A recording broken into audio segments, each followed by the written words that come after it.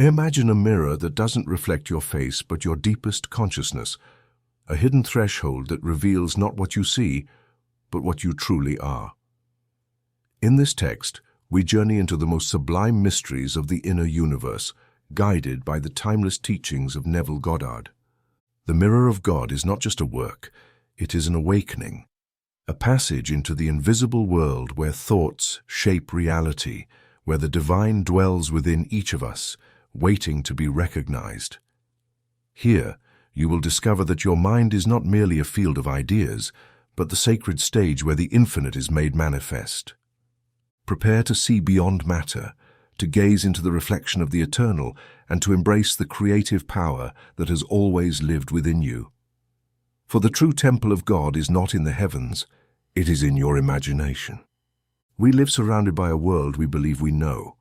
We walk down streets we swear are real. We touch objects we call solid. We converse with people whose existence we take as indisputable. And yet, if we paused for a moment, just a moment of absolute silence, we would discover that beneath this surface of apparent certainty lies something far vaster, deeper, more unsettling, and more wonderful. We would discover that the visible is nothing more than the outer skin of a reality infinitely richer, one that can only be perceived with a kind of vision that does not require eyes. Have you already felt that call? You wouldn't be reading these lines if there weren't within you a vibration seeking to remember what has been forgotten. A part of you, even if you deny it, even if you ignore it, knows that there is something beyond the veil. You are not a body seeking answers. You are the consciousness dreaming itself, and in the dream you begin to suspect that everything that seems external is actually a mirror. Not a glass mirror, but a living, vibrant mirror that reflects your most intimate state in the form of the world. This book is an invitation to cross that veil without breaking it, to enter the invisible substance that sustains all that is visible, to look from the center of yourself at everything you have feared, desired, or ignored, and to recognize it as your own projection. I will not speak here as a teacher instructing, but as your own consciousness from a level you already know, even if you don't remember the last time you inhabited it. We will talk about dreams, not as an escape, but as a territory, about symbols, not as ornaments, but as keys, about invisible beings, not as myths, but as extensions of you, about vibrational states, not as theories, but as maps, about light and shadow, not as opposites, but as densities of the same substance. And above all, we will speak of the I Am, that immutable presence you are before any name, story, or body. If while reading this you feel an echo, a slight vibration, an unusual curiosity, do not ignore it. It is the sign that you are ready, not to learn something new, but to remember the essential. I do not ask you to believe anything. I invite you to experience, to observe, to dare to look beyond the world without getting lost in imagination. This book is not information. It is a mirror, and if you dare to look at yourself in it without masks, you will recognize that everything that seemed hidden has always been within you, and you will see it not with your eyes, but with the only vision that never fails, the vision of the being who knows that the invisible is not absence, but the very root of all creation.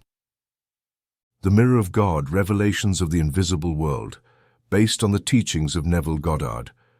We have noticed that more than 80% of those who visit our channel are not subscribed. You can support this project by pressing the subscribe button and liking the video. Thank you for inspiring us to keep creating more and better content for you. Are you ready to transform your life? Chapter 1. The Foundations of the Invisible World. Everything you can touch, see, smell, or hear is nothing but the final manifestation of a cause that remains invisible.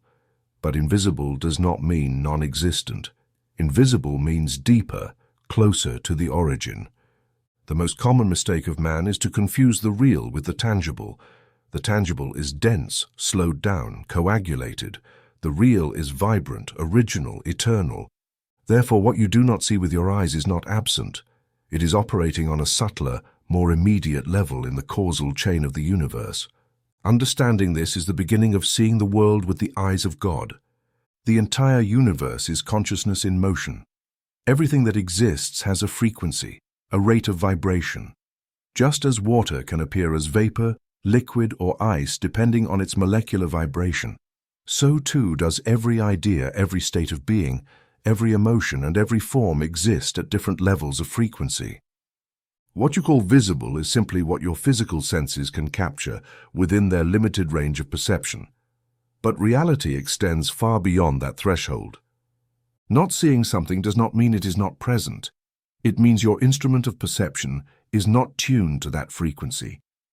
Vibration is not a mystical concept. It is the essential nature of all manifestation. Everything that is vibrates. Everything that exists does so by virtue of an intensity, a speed, a vibratory quality. When you think, you vibrate. When you love, you vibrate. When you remember or imagine, you generate a wave of energy whose intensity defines its impact on your world. But beyond emotions, thoughts, and forms, there exist what we can call states of being. A state is a vibratory region of consciousness. To live in a state is to inhabit a specific frequency from which you perceive, interpret, and shape the world. Changing states is not just changing mood, it is changing universe. I said earlier that the invisible is not imaginary, and I must pause here because many equate the invisible with the illusory, as if that which is unseen lacked substance. But imagination, understood from the consciousness of the I Am, is not fantasy or invention.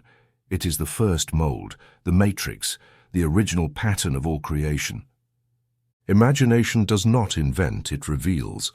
When you imagine from the center of your being, you are accessing a deeper region of reality and therefore a truer one than what you see with your eyes.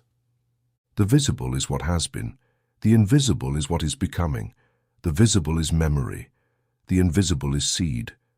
Just as you do not see the magnetic field around a compass but see its needle move, so too do you not see the thoughts you embrace as true, but you see their results in your experiences. Your circumstances are nothing but the visible shadows of invisible causes. And what are those causes? States of consciousness. You are responsible for every shadow you project because everything originates in the vibratory state you occupy. There are no accidents, only repetitions of causes sustained by a consciousness that has forgotten it is dreaming. Think of sound. A whistle may be imperceptible to an adult, but clearly audible to a child. The whistle is there. What changes is the perceptual threshold. The same happens with the invisible. There are beings, forms, messages, energies, and entire scenes coexisting with you right now, but you do not see them because your consciousness is tuned to another band of the vibratory spectrum. When you change your internal state, you also change what you see, what you attract, and what you create. Now listen to this truth with your soul. You do not need to see with your eyes to know something is real.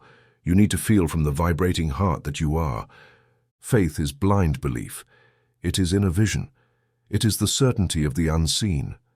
It is the deep conviction that what you imagine intensely already exists on another plane, waiting to be precipitated by your emotional persistence.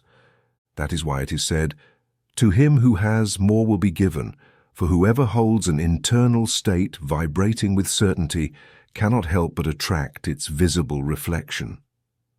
And here the greatest secret is revealed. You can move by will to any state of consciousness. You can inhabit the invisible world of your desires as if it were present.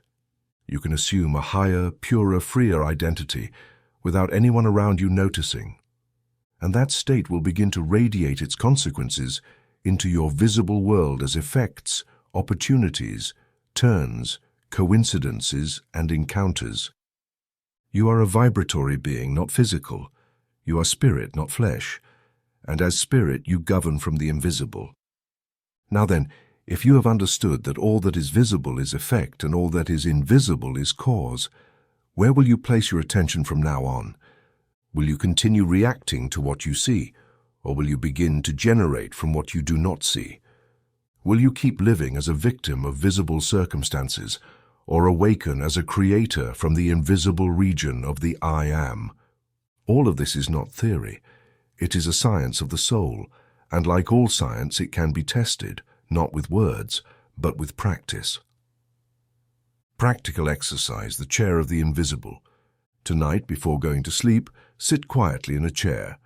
Close your eyes and ask yourself, what state do I want to inhabit this week? Name it. It can be freedom, love, clarity, power, abundance. Then imagine that this state is a perfume, a light, a temperature that envelops the chair where you sit. Breathe deeply and feel how your body vibrates differently. Do not try to force thoughts. Feel, stay there at least 10 minutes. Do this every night for 7 days without interruption and observe. Observe what happens outside. Observe how the visible changes when you hold the invisible. Remember, you are not imagining to create. You are imagining to enter. Because it already exists, it is already done. You just need to inhabit it. From there, everything changes. Are you ready to see without eyes? Then continue. In the next chapter, we will descend even deeper into the dimensions of consciousness. Chapter 2. Dimensions of Consciousness. The entire universe is consciousness, and every visible or invisible manifestation is merely a particular modulation of that single substance. Just as in music a note can rise or fall in tone according to its frequency, so too consciousness presents itself in different levels, planes, or octaves. Each level is not a spatial separation, but a vibrational variation. You do not move from one dimension to another by walking or traveling, but by ascending or descending in the degree of your consciousness. The dimensions of consciousness are states of being that vibrate at different levels of intensity. Each state has its own laws, forms, limits, and possibilities. What seems impossible in one dimension is natural and evident in another. These are not worlds located somewhere far away, but worlds that coexist here and now, interpenetrating like radio stations sharing the airwaves. You don't need to move the antenna of the universe. You need to adjust the tuning of your soul. Human consciousness operates by default in a low octave. It lives reacting to physical stimuli, trapped in pain, urgency, and the limited identity of the body. At this level, laws seem fixed, results slow, and suffering inevitable. But this is only one band among many. Beyond the sensory level is the octave of conscious dreams, where imagination begins to organize experience. Beyond that, the octave of creative intuition, where ideas, symbols, and answers are received. Even beyond that is the octave of pure spirit, where there are no images, only formless consciousness. Without time, without history, just living presence, the pure state of I am. Each octave jump does not happen through physical effort, but through an intensification of internal feeling. It is not about thinking more, but feeling more deeply. To rise in dimension, you must assume a truer identity. You must leave behind the reactive character and take on the posture of the creative being. You don't need to ascend to heaven in a body. You need to elevate your center of identification. The ladder is within. It is a sequence of states you can voluntarily pass through if you know what you are doing. The Bible is full of stories that are maps of this ascent. When Jacob dreams of a ladder with angels ascending and descending, he is seeing a representation of the octaves of being. Angels are not winged creatures, but vibrations of consciousness rising from earth to heaven and descending from heaven to earth according to the movement of the human soul. You are Jacob. Your body, sleeping on a stone, is your conditioned self, but the dream reveals what already exists in another dimension, an access structure, an invisible hierarchy that connects the densest to the subtlest. Each state of consciousness is a complete universe. If you live in a state of scarcity, everything you see confirms lack. If you enter the state of abundance, everything begins to respond to that new identity. It's not about seeing to believe, it's about being to see. This is literal. When you change states, everything in your world begins to reconfigure to support that new vibration, not because the world changes, but because you are seeing another world. You are tuned to another dimension of yourself. The change was internal, but the effects expand to all you call external.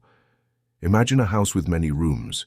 You are in one with closed windows and lights off. You say the world is dark, small, and cold.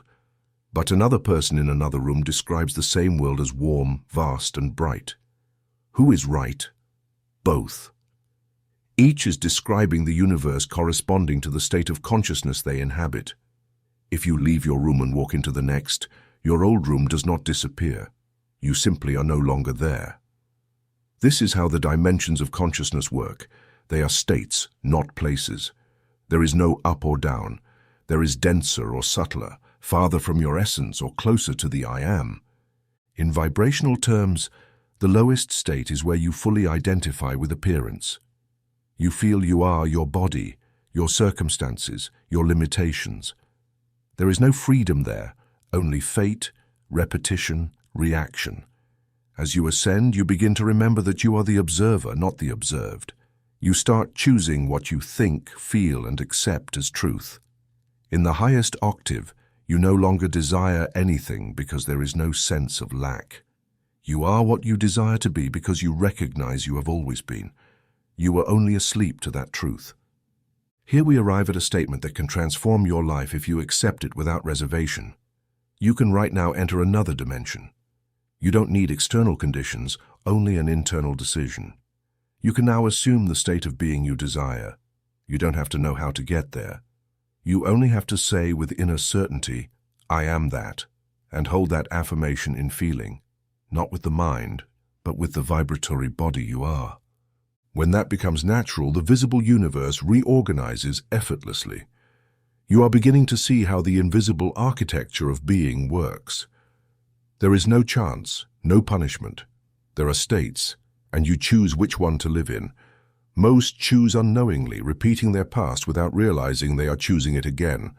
But now, you can choose knowingly. You can rise, change rooms, move through the dimensions of the soul, and explore the landscapes of the I am. Each higher state contains a purer version of you. Each octave jump brings you closer to your origin, to the being you always were before being born into this world. There is no end. The journey is infinite because consciousness has no ceiling, but every step is a victory, a revelation, an alchemy. Are you willing to ascend? Practical exercise, octave ascent. Tonight, before sleeping, place your body at rest and repeat silently. I am more than I believe myself to be. Breathe deeply and feel your consciousness expand beyond the body. Imagine climbing a ladder made of light. Each rung is a higher state. With each rung, release a limitation, fear, doubt, or judgment. Feel your body grow lighter. When you reach the last rung, say internally, I am free consciousness. Remain there silently for 5 minutes. Repeat this exercise every night for a week. Notice how your perception changes during the day. In the next chapter, we will explore the mechanics of this projection, the soul as projector and screen. There you will see that you not only live in a state, but that each state living within you manifests outwardly as form, person, or event. The entire world is your mirror. Chapter 3. The soul as projector and screen. One of the most persistent errors of the human mind is to believe that the world exists out there, separate from the being who observes it. This illusion of separation is the root of all ignorance. As long as a person perceives themselves as a consciousness trapped inside a body, watching an external world, they will continue living as a victim of their circumstances. But when the truth awakens, that they are simultaneously the projector and the screen, they begin to operate from their true identity, conscious creator, the internal architect of their world. Consciousness is not a passive witness. It is the power that originates, shapes, and sustains every visible form. You, as a conscious being, are at once the one who imagines, the one who projects the image, and the one who sees it manifest as if external. This triple function is inseparable. You cannot project without sustaining. You cannot sustain without accepting your perception, and you cannot perceive without being affected by what you have projected. Thus, the cycle of creation is established. An internal image becomes external experience, and that experience reinforces the internal image, unless you consciously intervene to break or transform the cycle. Imagine a movie projector. Inside the machine there is a film strip, a sequence of recorded images.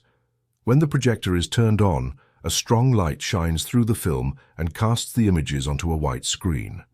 No one in the room confuses the projection with reality.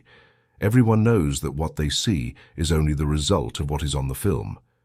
Yet when it comes to our own lives, we forget that the world is just the screen and that the film is inside the soul.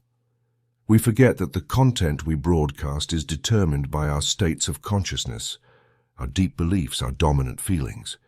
The human soul is that projector, not a mechanical one, but a living, vibrating projector that not only emits images, but also responds emotionally to them. The light passing through the soul is not a lamp, but the I am, the divine spark, pure consciousness that activates everything. And the film it plays is not inked with images, but with ideas, impressions, past experiences, and above all, images held by feeling. Here lies the essential difference between passive perception and active imagination.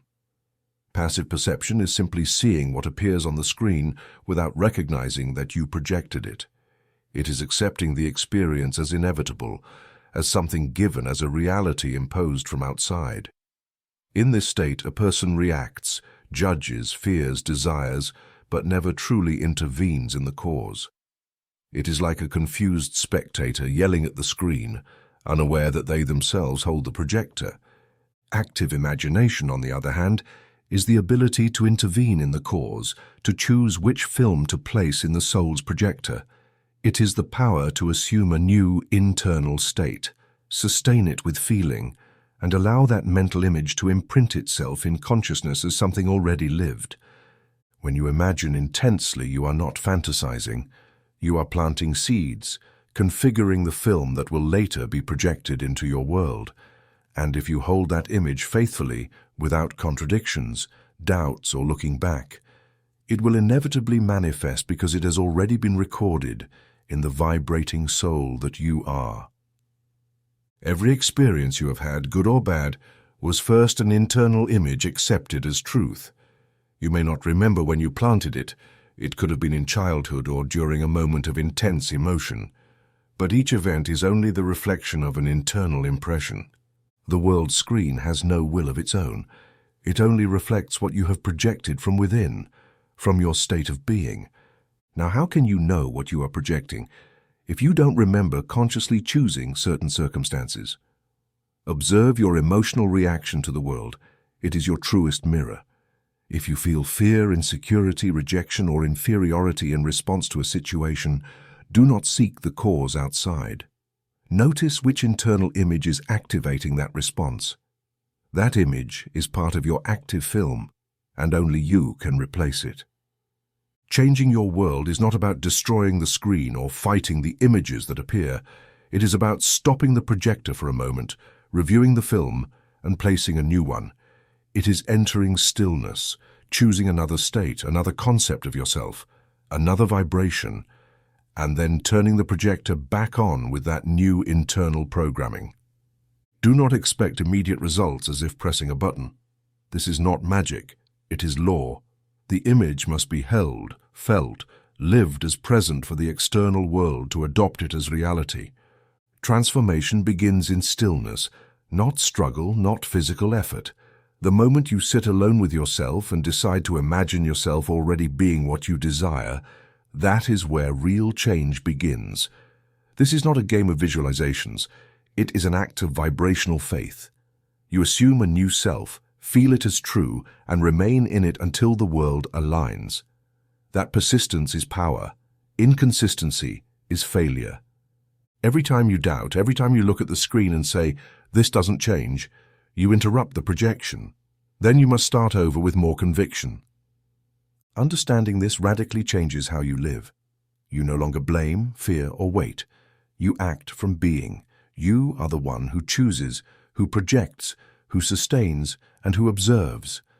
Life no longer happens to you. You generate it. And this understanding is not to inflate your ego, but to free your soul. Because once you know everything you see has come from you, you also know you can change it at any moment. Practical exercise, reprogramming the film. Before sleeping, take a notebook and write down a current situation you no longer wish to experience. Then, on a new page, describe how that situation would be if it were already resolved. Use sensory words, clear images, vivid emotions. Then lie down, close your eyes, and project that new scene in your mind as if it is happening now. Don't watch it from the outside. Feel it from within as the protagonist. Do this every night for a week. Do not change the scene. Do not alter the script. Hold the same image until it begins to feel more real than your current situation. That is the sign the film has been reprogrammed. In the next chapter, we will explore how these internal images transform into scenarios of other planes, lucid dreams, and parallel realities.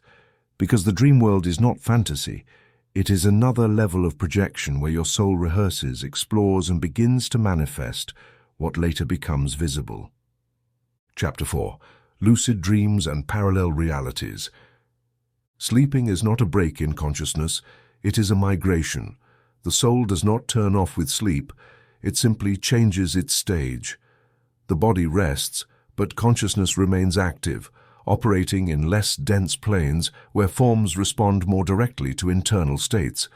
There, in the world of dreams, you remain yourself, but without the rigid limits of the physical body or the linear laws of time.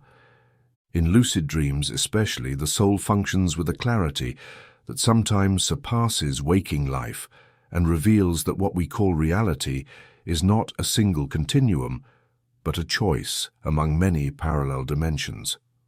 A lucid dream is not simply dreaming and knowing you are dreaming. It is recognizing yourself in the midst of an oniric experience and consciously assuming your role in it. It is like waking up within the dream with the ability to observe, decide, and act from an expanded identity.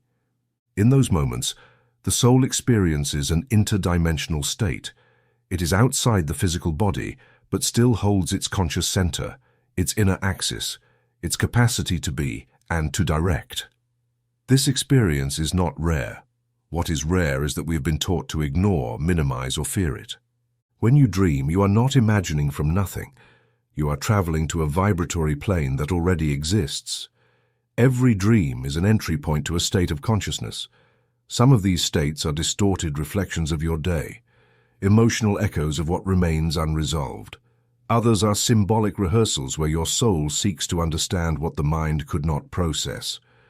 But there is a type of dream that is neither reflection nor rehearsal. These are real experiences in subtle planes where you act, learn, connect, and alter deep structures.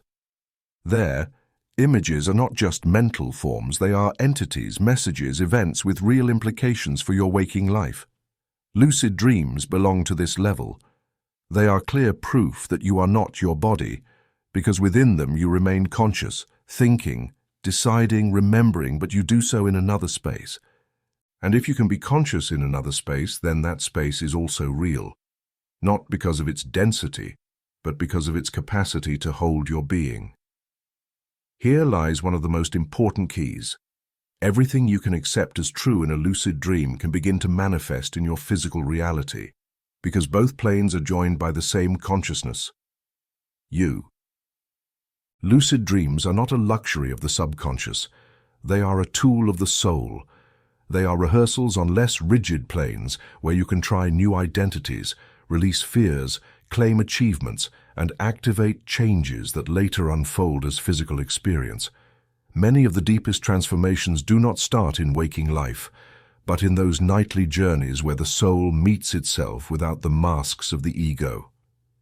If you learn to steer your lucid dreams, you are learning to steer your destiny. But how do you access these interdimensional states without losing your center? First, you must understand that access does not come by force or desperate desire. It comes through vibratory tuning. Just as to catch a radio station, you must tune to the exact frequency. To enter lucid dreams, you must tune your consciousness to a state of relaxed yet focused attention, neither tension nor distraction. The midpoint between waking and sleeping is the gateway. At that threshold, imagination becomes real, and will can operate without the filters of rational judgment. The training begins during the day. You cannot expect lucidity in sleep if you live on autopilot in waking life. Observe your surroundings. Ask yourself often, am I dreaming? Not as doubt, but as practice. Look at your hands. Notice details. Train your consciousness to question its state. This habit, repeated sincerely, will carry into your dreams, and at some point within a dream, you will ask the same question and awaken inside the experience. There, the conscious journey begins. Once lucid, do not try to control everything. That need for mastery belongs to the ego. Instead, sense the space. Observe. Ask. Direct yourself toward the space with intention. Show me what I need to know. The dream world responds to your immersed vibratory state. If you are at peace, you will attract scenes of wisdom. If anxious, the experience will become confusing or dense. That is why it is vital to maintain your inner axis, to remember that you are the center, not the stage. Do not get swept away by the forms. Walk through them as the owner of the dream you are. There are entire dimensions accessible only in a lucid dream state. There live symbols that know you better than you know yourself. There are the living archives of your consciousness, forgotten pacts, the faces of your essence. Many believe spiritual awakening happens in meditation, but I have seen souls awaken in a dream. Recognize they are dreaming, assume a new identity, and bring that identity back to the physical world. That transition, if sustained, changes the entire biography of the self. And no, you do not need to have lucid dreams every night. A single authentic experience, deeply felt and fully lived, can impact your consciousness more than years of mechanical prayers or empty affirmations. Because in that moment you know, without intermediaries, that you are more than flesh and time, that you are a traveler between dimensions, and that the visible world is only one of many classrooms for the soul. Practical exercise, activating lucid dreaming. Tonight, as you lie down, gently repeat to yourself, "Tonight I will remember that I am dreaming," not as a command, but as a loving reminder. Then visualize yourself inside a dream, realizing you are dreaming. Look at your hands in this visualization. Observe them as if they were a symbol. Say, "I am the dreamer." Then sleep without expectations, with an inner smile as one who is heading to meet their teacher. Repeat this practice for 7 nights. Write down everything you remember upon waking, even if it seems irrelevant. The soul speaks in symbols before it speaks in words.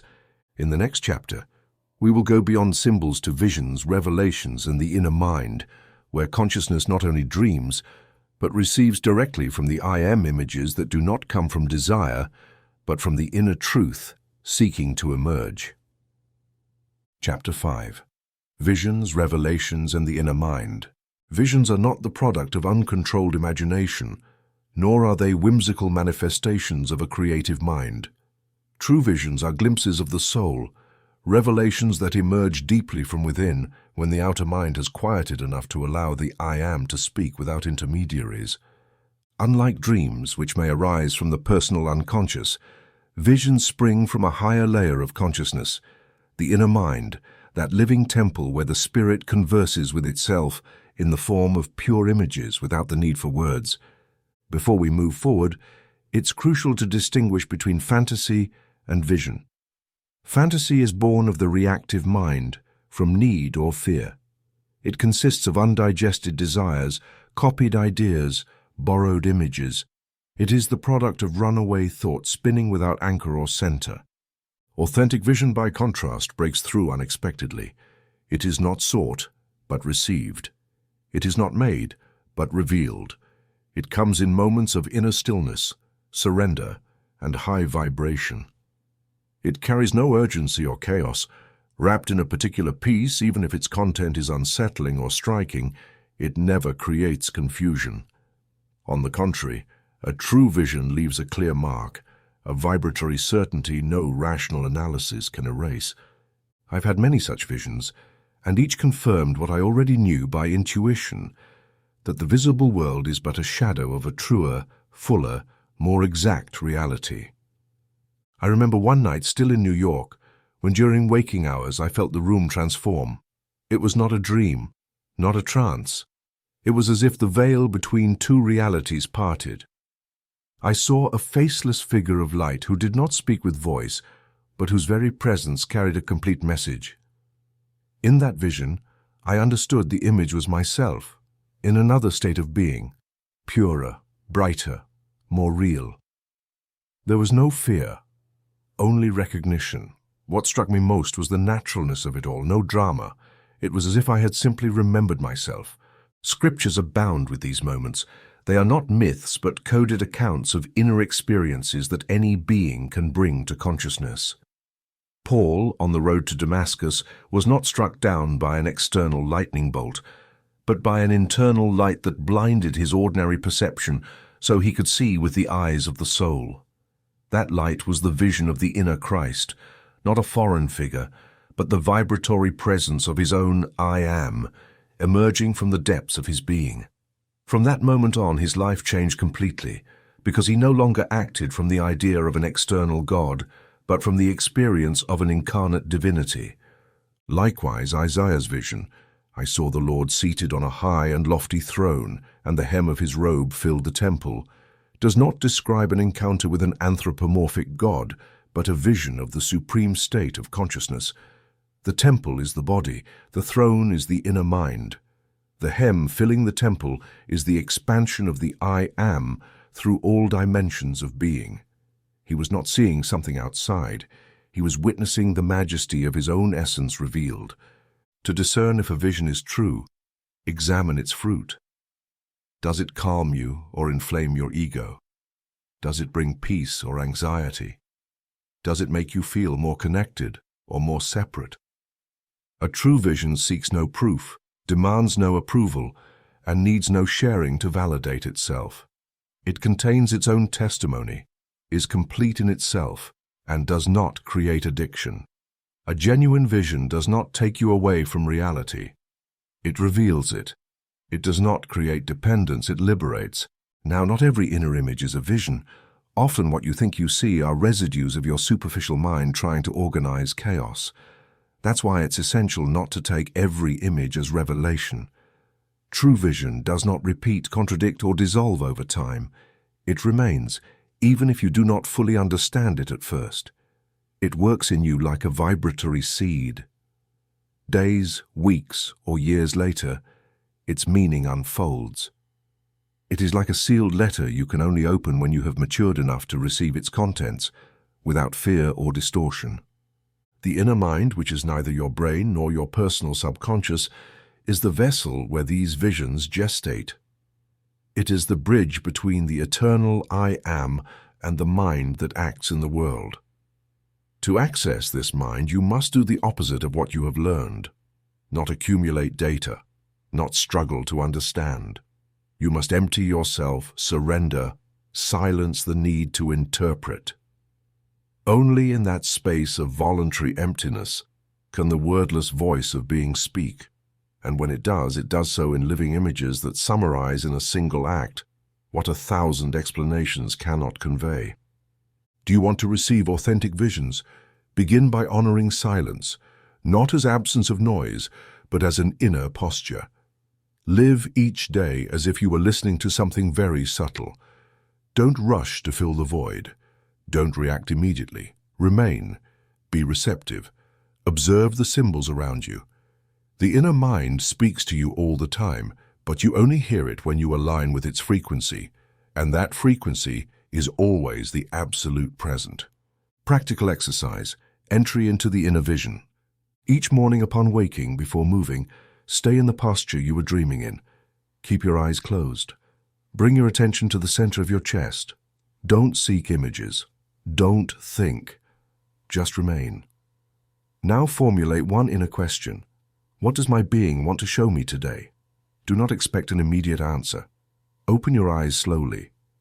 During the day, stay attentive to any symbol, image, phrase, or event that resonates with that question. Repeat this practice for 7 days. At the end, write down everything that arose without trying to interpret it. Allow the vision to reveal itself naturally.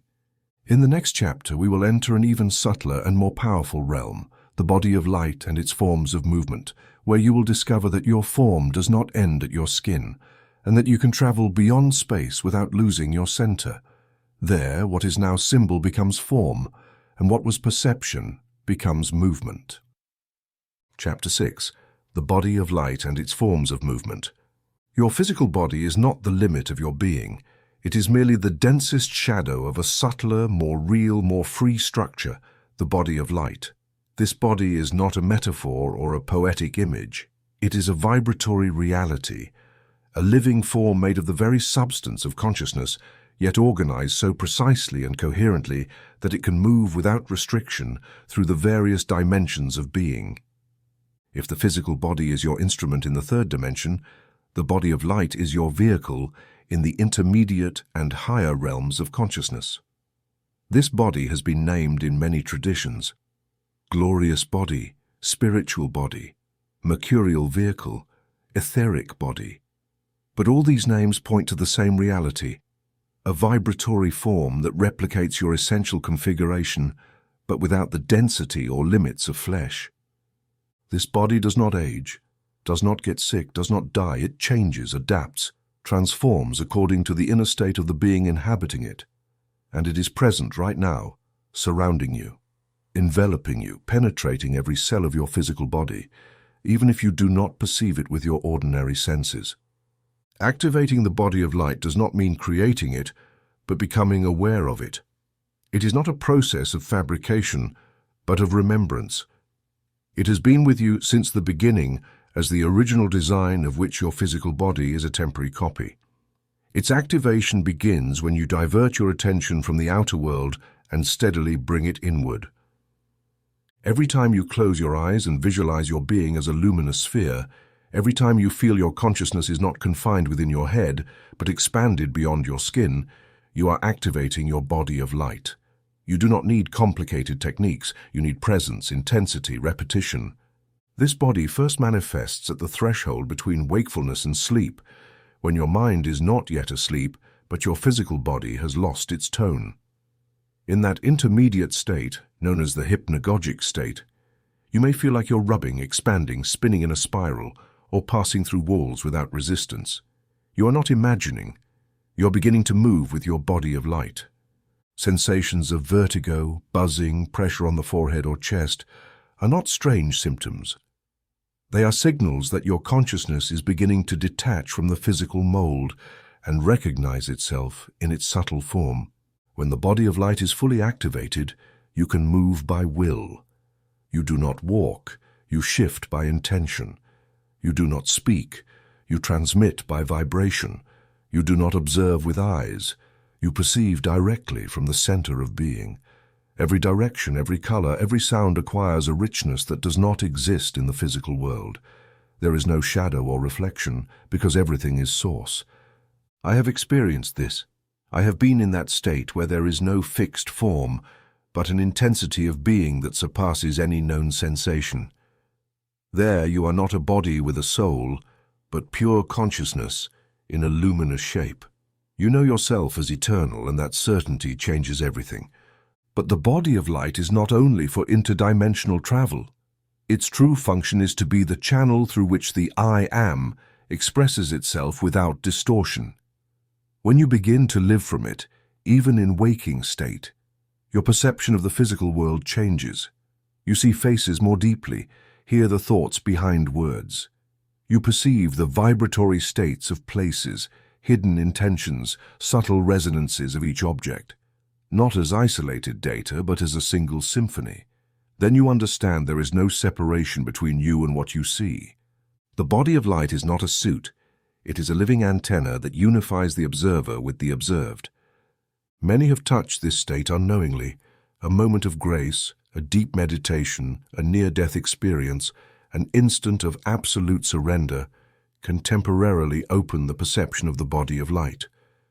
But it is not about depending on these moments. It is about consciously living from that structure, and that is achieved by cultivating a continuous relationship with the invisible. Watch how you move. Ask yourself if you do so from weight or from presence. Notice if you speak from habit or from vibration. Listen to your energy beyond your words. The body of light responds to inner truth. You cannot deceive it. You cannot force it to appear from an egoic desire. Its activation happens when the being stops pretending, imitating, competing. When the lower self silences, the body of light becomes visible, not as an extraordinary vision, but as a way of inhabiting the world without fiction, mask, or anxiety. Life from the body of light is a life without resistance, not because everything is perfect, but because everything is understood from unity. Want to activate it? Begin by feeling yourself vibratory. Do not describe yourself as a physical body that thinks. Describe yourself as a conscious field that has temporarily adopted a form. Feel the energy in your hands, feet, back. Feel that there is a second body superimposed on the physical, subtler, broader. Dwell in it. Move from there. Imagine your spine as a column of light, your skin emanating a frequency, your thoughts as waves. That imagination held with intensity transforms into experience. Do not seek to fly, pass through walls, or travel to other worlds as if that were the goal. Those phenomena are side effects. The true purpose of the body of light is to remind you that you are not what you thought you were, that you are vaster, quieter, more real, and from that recognition begin to live on earth as in heaven, not from duality, but from the unified presence of the I Am. Practical exercise, invocation of the body of light. Before sleeping or upon waking, lie quietly. Close your eyes and visualize your body surrounded by a luminous figure the same size as you, made of golden light. Breathe slowly. Feel that this figure is not an image. It is you in another density. Silently say, I am this body of light. I move from it and inhabit the truth of my being. Then imagine this figure moving with you. It turns, rises, expands. Do not force it. Just remain there, allowing perception to sharpen. Repeat this practice for 7 nights. Write down any sensations or images that arise. Do not interpret them. Feel. In the next chapter, we will delve into one of the most enigmatic aspects of the invisible world, the presence of invisible beings. Those who coexist with you, who assist, challenge, or mirror you, and who are ultimately expressions of the same I Am in other forms. Chapter 7. The presence of invisible beings. The visible universe is not the entirety of being, nor is the tangible world the only plane where life dwells. Around you and within you exist beings whose nature does not respond to dense matter, yet their presence is as real or even more real than those you can touch or see. They are not ghosts nor fictions born from the human desire for companionship. They are conscious forms coexisting with you in different vibratory states, sometimes overlapping, sometimes parallel. Understanding their existence does not require belief, but sensitivity. It is not a matter of blind faith, but of refined perception. Invisible beings do not all belong to a single category. Some are emanations of your own consciousness, aspects of yourself you have forgotten, but that continue to exist on other planes, acting as pathways, mirrors, or even opponents. Others are individual entities with their own vibratory identity, inhabiting regions of being inaccessible to the physical senses, but permeable to imagination, dreams, and the body of light. There are also those you might call living archetypes, pure intelligences representing soul principles that manifest as symbols, figures, or voices when the soul attunes to their vibration. How do they manifest? Not in the childish way cinema or popular religions have described. They do not appear shrouded in mist or break in with eerie sounds. They manifest through your dreams, your repetitive thoughts, your inexplicable intuitions. The sensations of presence during moments of absolute silence arise when you enter elevated states of consciousness, when your internal vibration reaches a frequency that resonates the veil separating the planes. Then an opening occurs, not outward, but toward what has always been with you, waiting to be recognized.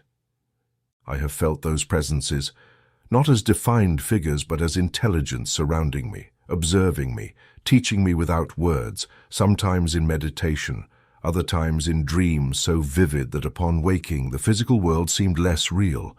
I recall a particular experience when I awoke at midnight and felt the room was full, not of people, but of consciousnesses.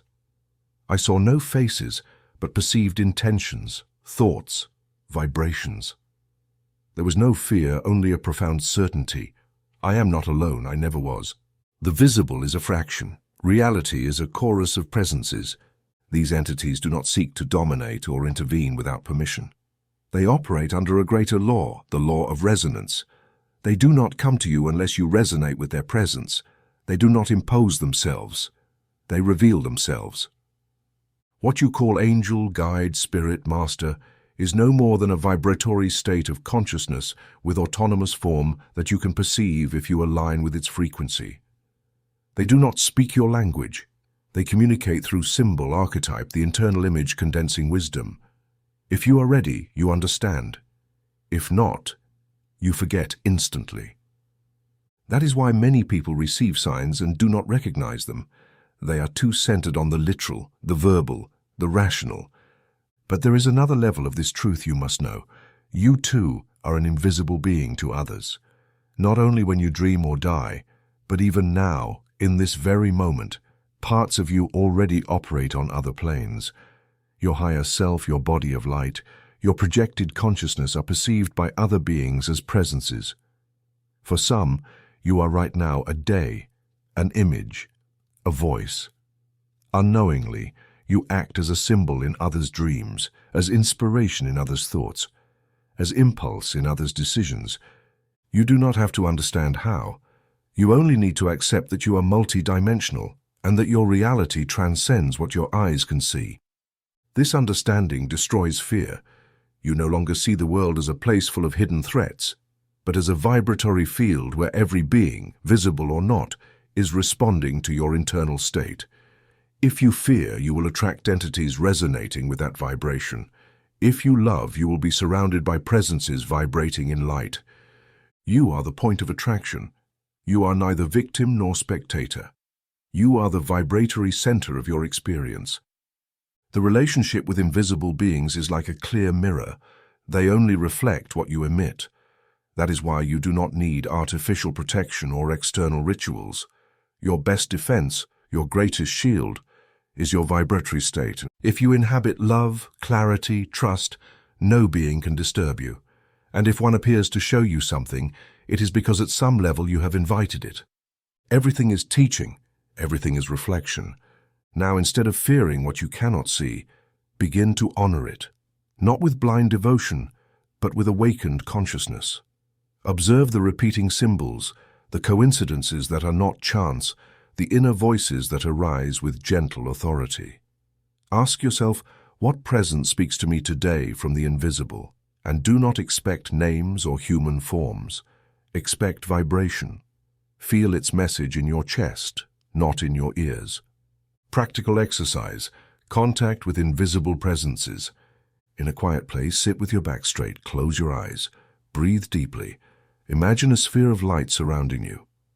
Say inwardly, I call only those presences that vibrate in love, wisdom, and unity. Remain silent. Observe what images, words, or sensations arise. Do not interpret, simply receive. Then write in a journal what you felt. Do this for 7 days. At the end, reread your notes.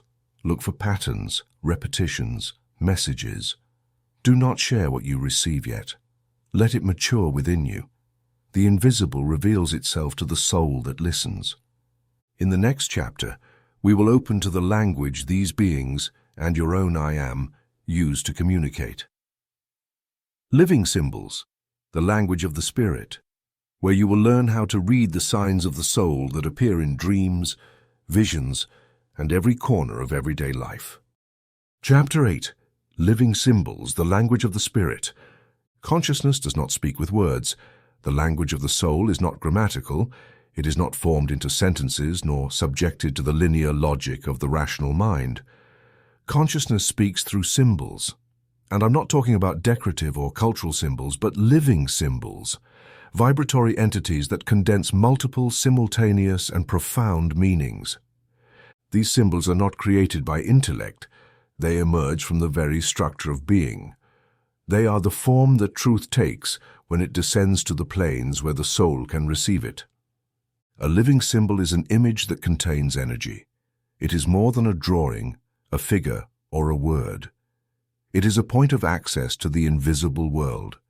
When it appears in your dreams, in a vision, or even repeatedly in your daily life, it is not there to decorate your perception. It is calling your attention to a message, an instruction, a sign of transformation. A living symbol is not explained. It is felt. It is not analyzed. It is interpreted by the whole being. When received with reverence, it can open doors the mind could never imagine. Why do certain images repeat again and again? Because they are universal. Because they are not born from culture, but from the human soul. A river, a fire, a ladder, a snake, a child, a house, a door. All these are archetypal symbols that require no translation because each activates a region of your being. They do not mean the same thing for everyone, but they provoke a similar vibratory response, a memory, a sensation, an impulse. They are like keys inserted into inner locks, ready to open dormant regions if you allow yourself to feel them beyond what they represent. Symbols appear at key moments, when you are about to change state, when a part of you is ready to evolve, or when you need guidance that cannot be conveyed by ordinary language. In dreams, when the rational mind is suspended, symbols arise with greater freedom. A ladder may represent your inner ascent. A sea may point to an unconscious emotion about to surface. A bridge may speak to you of transition between two states of consciousness. But interpretation is not found in an external dictionary.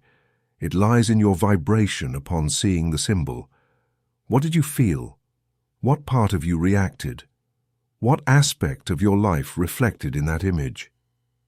Visions are also filled with symbols. When you see a golden temple, you are not seeing a literal building. You are seeing your own inner structure illuminated by new consciousness. If you see a faceless figure watching you, you are likely being called to integrate a part of yourself that has been neglected. Each symbol is a mirror of what is happening inside you, and the more attentive you are, the clearer its message becomes. This is not about divination or superstition, but about spiritual reading. Just as you read words on a page, you can learn to read the symbols life presents to you. Synchronicities are also woven with symbols. That animal appearing at the right moment, that word repeating in different conversations, that object found unexpectedly, all can be living symbols, but only if you recognize them as such. Otherwise, they pass unnoticed and the instruction is lost. Not everything repeated is significant. What makes the symbol real is the vibratory intensity with which it impacts your consciousness. If something moves you, awakens you, stops you, then pay attention. Do not dismiss the small. Consciousness expresses itself in subtlety. You yourself are a symbol to others. Sometimes you act as a mirror, sometimes as a pathway, sometimes as a provocation.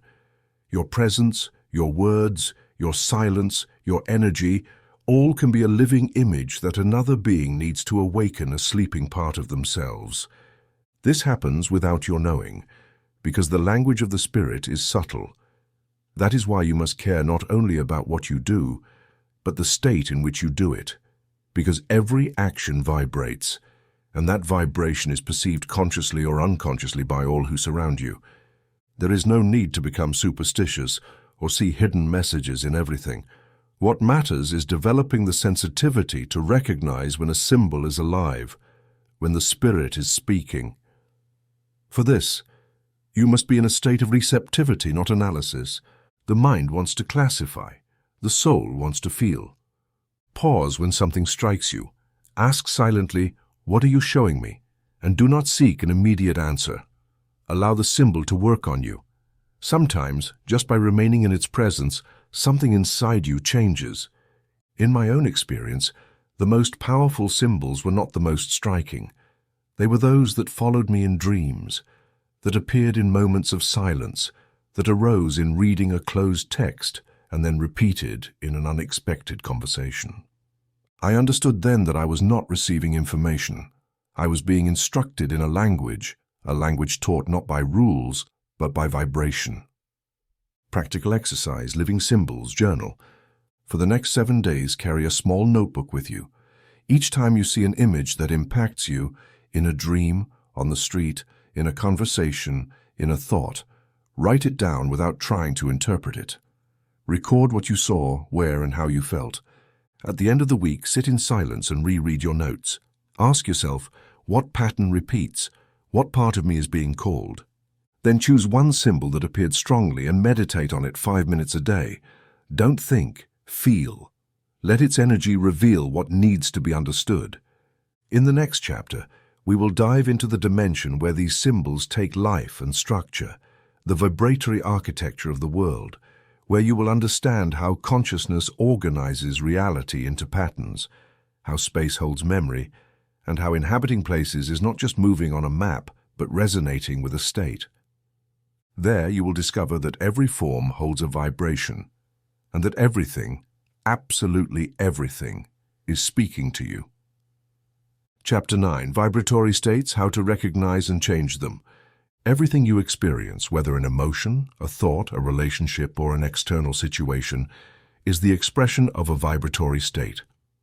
There is no event in your life that is not a reflection of an internal frequency you are holding, consciously or unconsciously.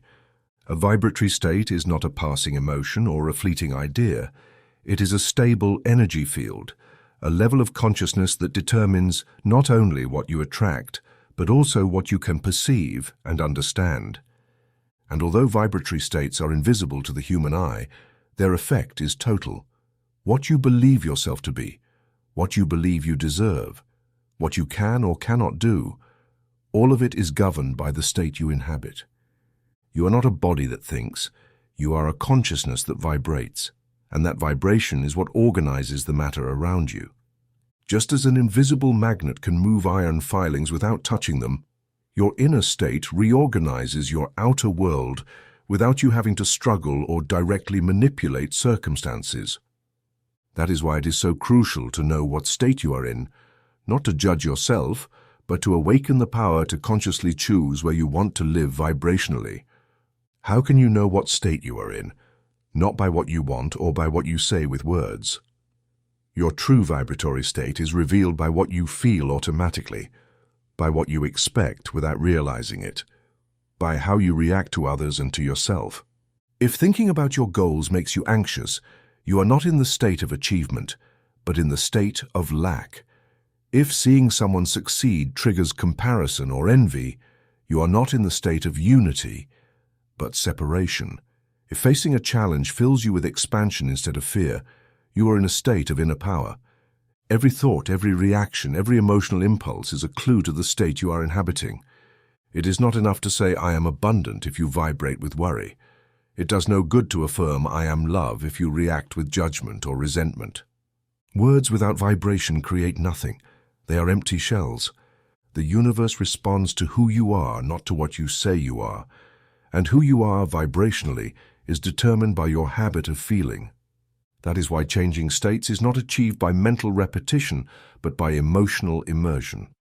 You must enter the new state as if entering a new room and stay there long enough until that state recognizes you as its own. Now, how do you change states without forcing it, without falling into self-deception or the tension of trying to control? First, you must accept with complete honesty the state you are in. Do not reject it. Do not fight it. Just observe it. Recognize it as temporary. Say, I am feeling this, but I am not this. By doing this, you separate from the state without denying its presence. This is the first step of change, to stop fully identifying with what you feel. Then, and only then, can you choose a new state without dragging the previous vibration along. The second step is to feel what that new state feels like, as if you were already there. This is not about imagining an external outcome, but about adopting the inner state that outcome reflects. For example, if you want to live in peace, do not imagine serene landscapes or people. Feel peace as a substance inhabiting you. Breathe it. Walk with it. Hear your thoughts from that new center. If you desire prosperity, do not imagine things. Imagine how it feels to live without anxiety, with certainty, with openness. Feel the absence of lack. Live there for a few minutes as if it were normal. At first, it may feel false. That doesn't matter. Habit creates affinity. Affinity creates permanence. Permanence creates manifestation. You don't need long affirmations or complicated techniques. You only need focused intention and loving repetition. It is better to deeply feel a new state for 3 minutes a day than to repeat empty words for hours. And when you notice yourself falling back into your habitual state, which you will, do not punish yourself, just return. Choose again. Consciousness is like a compass. If you know where you want to go, every time you stray, you can correct your direction. The mistake is not going backward. The mistake is forgetting you can turn. One more thing. Vibratory states not only determine your external reality, but also define which truths you can access. There are things you cannot understand from certain states, because each level has its own language, logic, and structure. Do not try to understand unity from separation. Do not try to comprehend unconditional love from fear. Change your state, and what was once a mystery becomes clear. This is the secret of spiritual growth. It is not the accumulation of knowledge, but vibrational ascension, and with every ascent a new truth becomes available. Practical exercise, conscious state shift. Each morning upon waking, identify your baseline state. Ask yourself, how do I really feel right now? Write it down in one word. Then write the state you want to live in that day. Close your eyes, breathe deeply 3 times. Imagine a very simple scene that reflects this new state. You walking with confidence, you speaking calmly, you smiling without cause. Hold that image for 3 minutes, do not analyze it. If you get distracted, return. Then open your eyes. Repeat this exercise every day for 7 days. Notice what changes in your perception of the world. In the next chapter, we will enter the invisible web that connects all these states, the vibratory architecture of the world, where you will understand that not only do you vibrate, but everything vibrates, everything responds, everything is alive in the consciousness of the I Am. There you will discover that every place, every form, every situation is a vibratory structure you can enter or leave according to your resonance. Chapter 10. Matter as the shadow of light. Matter, as you perceive it, is not the fundamental substance of the universe. It is a condensation. It is the final result, the visible effect, the vibratory shadow of an invisible cause. Every form, every object, every body, every landscape your eyes see is nothing more than the slowed-down manifestation of a spiritual frequency. Just as the shadow of a tree is not the tree itself, matter is not the essential reality, but its echo. When you understand this, you stop fearing the physical, idolizing it or resisting it, and you begin to read it for what it truly is, a message, a reflection, a symbolic language of spirit in visible form. The mistake of the asleep consciousness has always been to take matter as the origin. To ask, for example, how something physical produces an emotion or how a situation generates a thought. But this reverses the order. Everything starts from a vibration, and that sustained vibration densifies, organizes into patterns, becomes structure. Finally, it becomes tangible, but at no point does it cease to be vibration.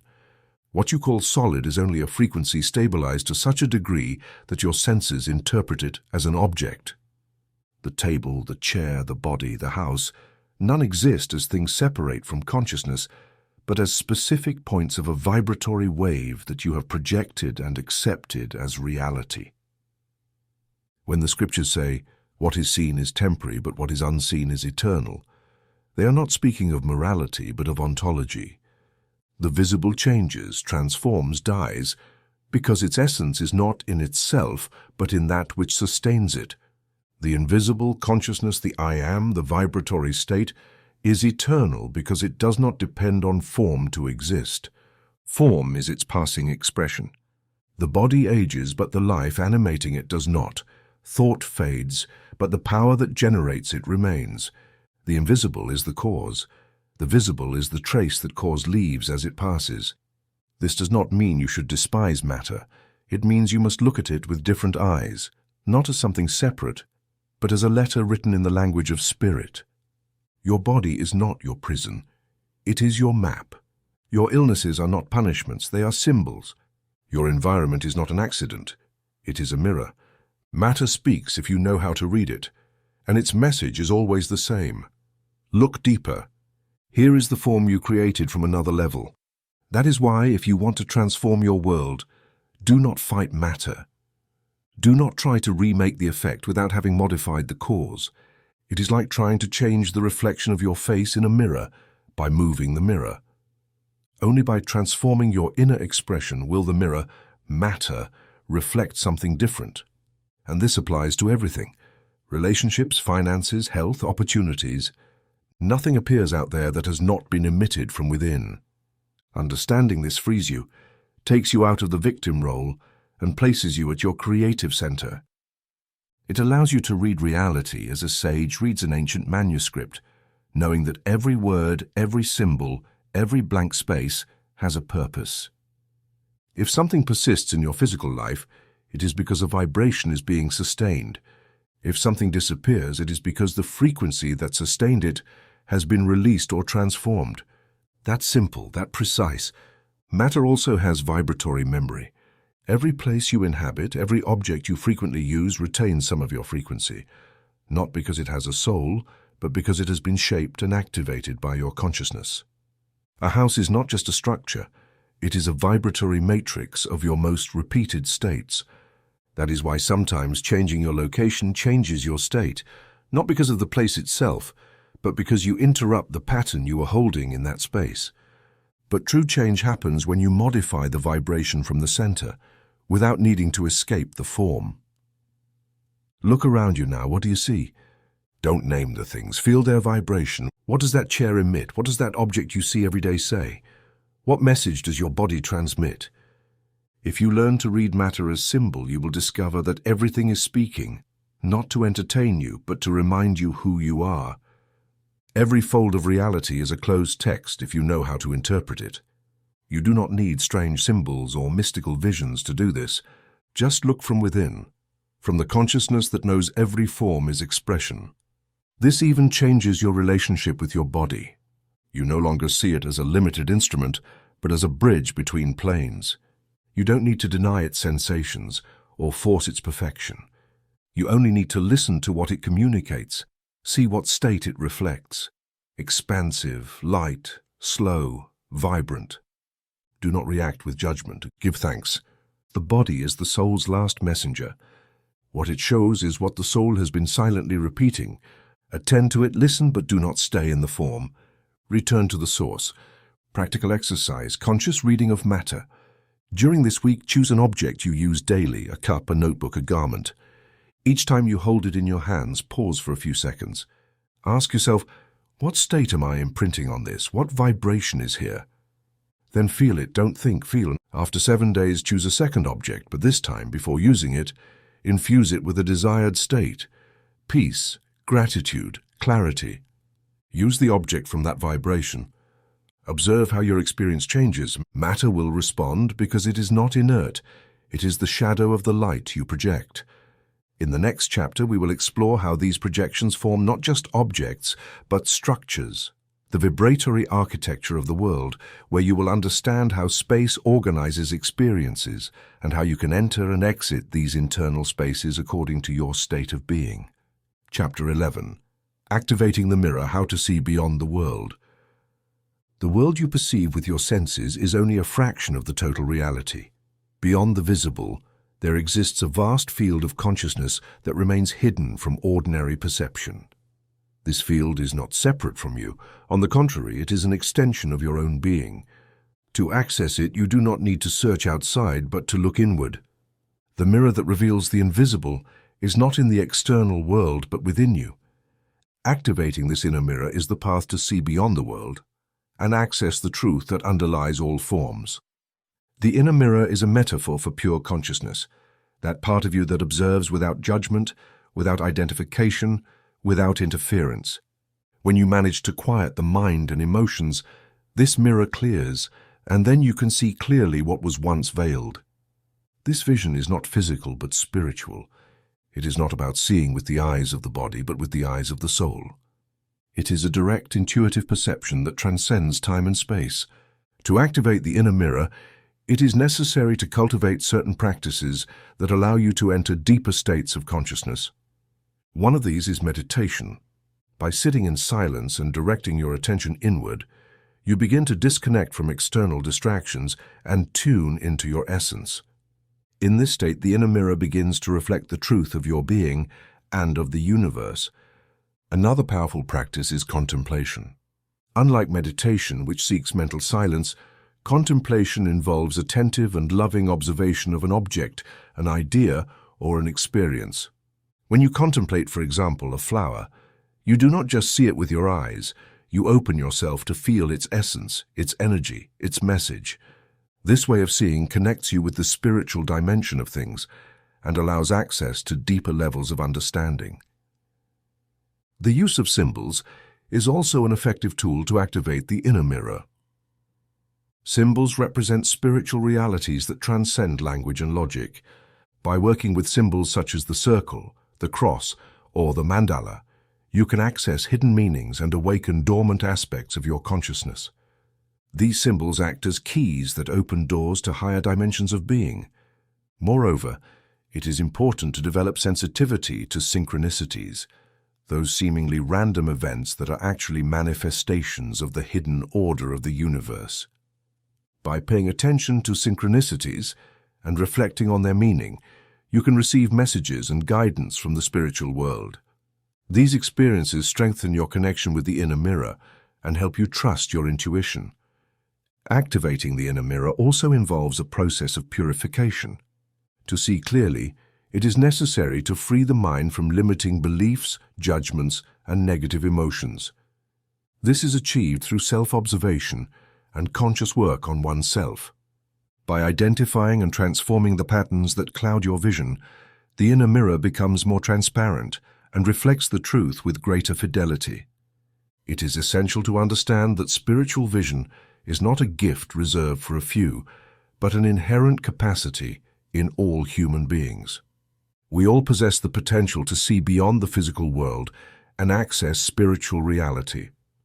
All it requires is willingness, practice, and perseverance. By dedicating time and energy to cultivating this vision, you begin to experience a profound transformation in your perception and in your life. Practical exercise: meditation of the inner mirror. 1. Find a quiet place where you can sit comfortably without being disturbed. 2. Close your eyes and breathe deeply several times, relaxing your body and mind. 3. Visualize a mirror in front of you. This mirror represents your pure consciousness, free from thoughts and emotions. 4. Observe the mirror. Is it clear and clean, or is it foggy and murky? Do not judge, just observe. 5. If the mirror is murky, imagine wiping it clean with a soft cloth, removing any stains or impurities. 6. Once the mirror is clean, look at yourself in it. Observe your reflection. What do you see? How do you feel seeing yourself? 7.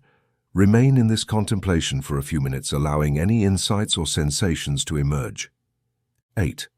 When you're ready, open your eyes and write down your experience in a journal. Practice this meditation daily for a week. Notice how your perception changes and how your connection with your inner being deepens.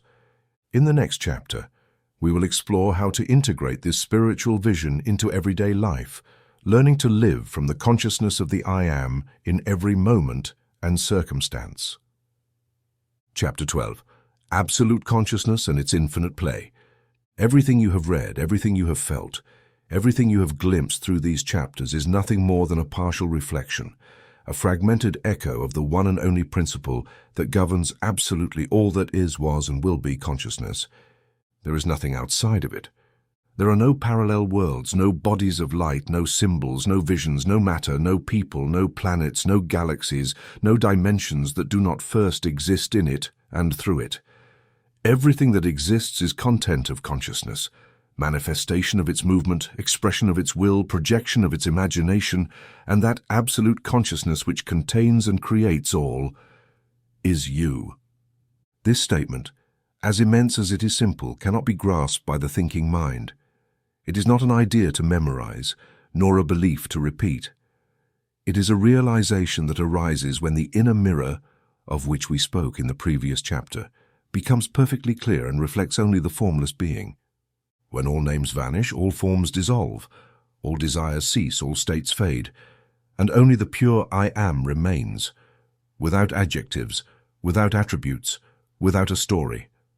That instant, even if it lasts but a second, is the gateway to understanding that you are not a character living in a world, but the very consciousness that dreams the world, the character, time, space, and all becoming. I Am is not a word. It is the vibrational core of being. It has no gender, no age, no nationality, no religion, no personality. It does not need a body, though it can assume one. It does not require a world, though it creates one for the sake of play. It seeks no purpose, yet expresses purpose through forms. I Am is the silent certainty that remains unchanged in the midst of all change. It is what you were before you were born, what you will be when this body disappears, and what you are right now, even if you do not remember. And all the multiplicity of experience, from the densest to the most subtle, is but a display of this one reality in infinite modes. But if all this is you, if there is nothing outside consciousness, then how can the feeling of being trapped, of suffering, of feeling separate, be explained? Because the I Am has chosen to forget itself in order to play. This is the infinite play of consciousness, to contract, to limit itself, to identify with a part, only to later remember, expand, and recognize itself as the All. This process, seemingly tragic, is in truth a cosmic dance, a sacred adventure. For only the one who forgets can remember. Only the one who descends can ascend. Only the one who dreams can awaken. Living from this consciousness does not mean denying the physical world or withdrawing from life's movement. On the contrary, it means inhabiting the world with the knowing that you are its source.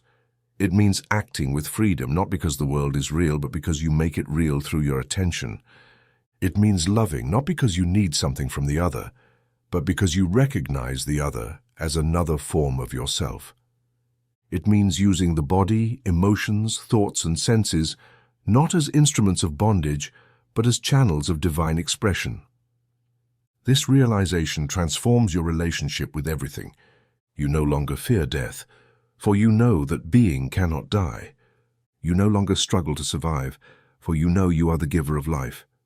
You no longer desperately seek meaning, for everything you touch, see, and do becomes meaningful, not because the world has changed, but because you have changed your inner position.